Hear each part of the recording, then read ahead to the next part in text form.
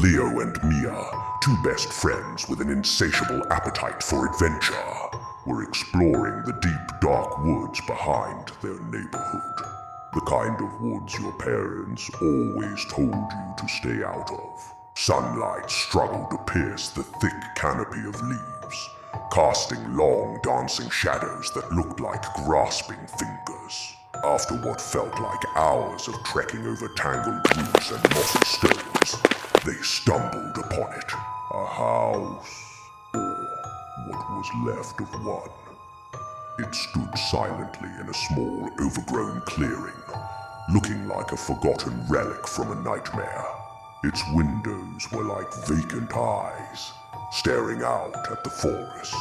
The wood was grey and splintered, and a sagging porch groaned under the weight of years of neglect. Whoa, Mia breathed, her eyes wide.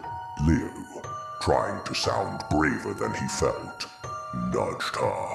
Come on, let's check it out. Mia hesitated for a second. Then a grin spread across her face.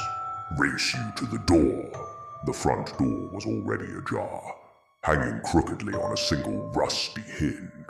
It creaked open with an eerie, drawn-out moan as they pushed their way inside. The air was thick with the smell of dust, decay, and something else.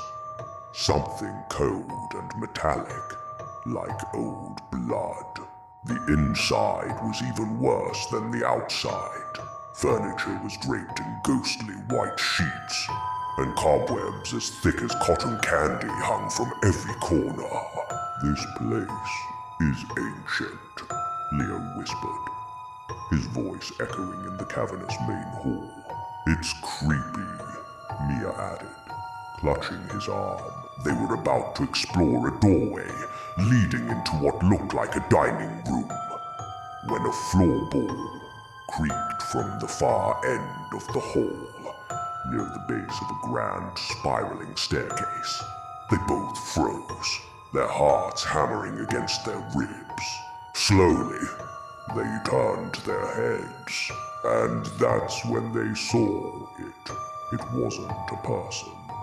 It was a shape, a silhouette of pure void-like blackness, standing starkly against the dusty wallpaper. It was tall and unnaturally thin, like a stretched-out shadow that had peeled itself from the wall. But the most terrifying part was its face, or the lack of one. There were no eyes, no nose, no ears, just a smooth, featureless surface. And yet, somehow, they knew it was looking right at them. And then, a smile began to form. A wide, lipless grin that stretched impossibly across its blank face, filled with teeth that were too long and too sharp. A scream got caught in Mia's throat. Leo grabbed her hand, his mind screaming one word: run! They spun around and bolted, not caring where they were going, just away. The only path they saw was up the grand staircase. They scrambled up the creaking steps, their sneakers pounding against the wood, the sound deafening in the silence. They risked a glance back. The thing was moving. It wasn't walking or running. It was gliding, flowing across the floor like spilled ink, its terrifying smile never faltering. And it was fast. They reached the top of the stairs and ran down a long, dark hallway, a blur of closed doors on either side.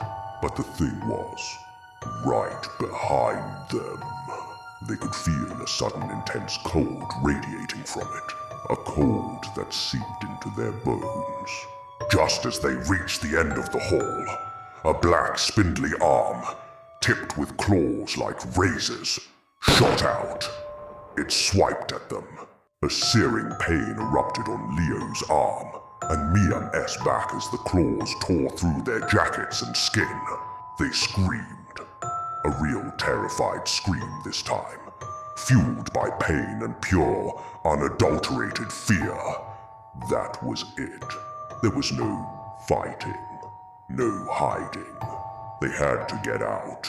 Now, ignoring the pain, they turned and ran back the way they came.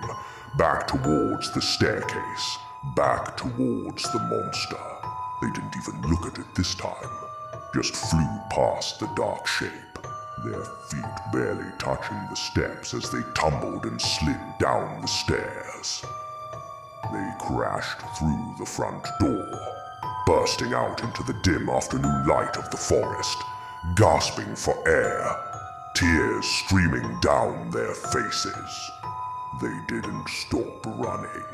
They ran through the woods, tripping over roots, branches whipping at their faces, their lungs burning. They didn't stop until they burst out of the tree line and saw the familiar sight of their own street. They ran into the first house they saw, screaming for their parents, for any grown-up who would listen. They babbled hysterically about the house, the shadows, the smile, showing the bleeding, angry red claw marks on their skin as proof. The adults exchanged worried glances, but one thing was clear from the sheer terror in the children's eyes. Whatever they had seen in that house, it was real, and they had been lucky to escape.